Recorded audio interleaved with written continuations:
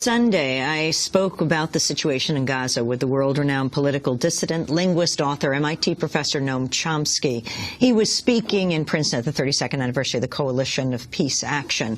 Noam Chomsky recently returned from his first visit to Gaza, which he entered from the Egyptian side of the Rafah crossing as a member of an academic delegation attending a conference at Gaza's Islamic University. This is Noam Chomsky talking about his experience there. It's kind of amazing and inspiring to see people managing somehow to survive and as essentially caged animals, subject to constant, random, sadistic punishment, only to humiliate them, no pretext.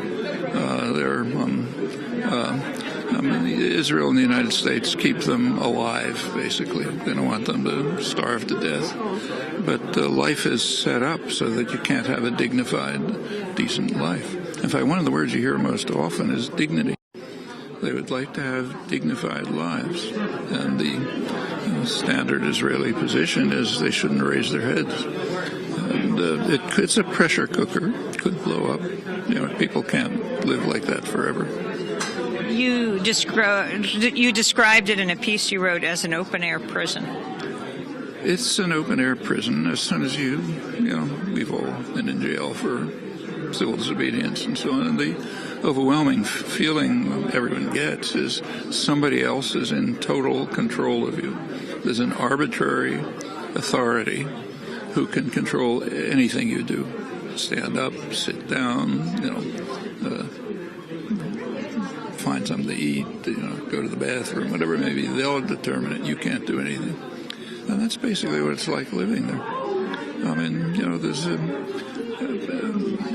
people find ways to adapt, but it's just a constant, it's constant subjugation to an external force which has no purpose except to humiliate you.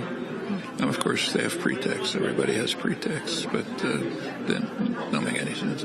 This was the first time you were there, though you've written about this for decades. I've written about it forever, and I've tried to get in a couple of times from the Israeli side, but it was always closed. So this is the first time I made it. We came through Egypt. And how hard was it to get through from Egypt? There's a lot of bureaucratic hassles, and the border's still apparently controlled by the Mukhabarat, the old security services, who were close to, they were under Mubarak, they were close to the Mossad, close to Israeli, at the CIA, and a lot of it, it's hard to know how much is just bureaucrats trying to make life difficult for you, and how much is planned harassment. I mean, for people like us, what does it matter? So we wasted 2 days, but for the Gazans, it's no joke. I mean, if you want to go through something like passport control, you sit for 3 hours while they're doing pointless things. That's just more humiliation. While you were there, another Freedom Flotilla ship tried to get in from Scandinavia. What was the response on land? The Estelle, we had there's a lot of excitement. People like to, obviously are very happy to know that somebody knows they're there and that people are actually willing to risk something, because it's not a joke, to try to break through.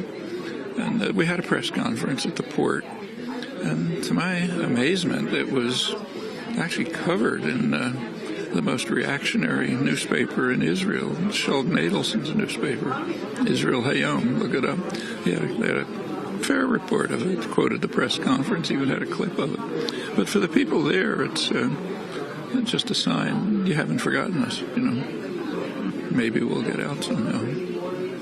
And we're speaking for the first time after President Obama was just reelected. Your thoughts? Well, there are two good things about it.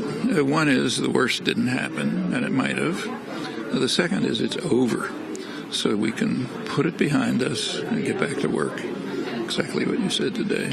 I mean, the whole electoral extravaganza, in my view, ought to take maybe 5 minutes of the time of an activist, because it's a farce. I mean, there's some differences. It's not zero impact, So you decide, okay, I'm going to deal with it this way, 5 minutes, finished. Now I go back to what matters, changing the circumstances so that we don't have to endure things like this every 4 years.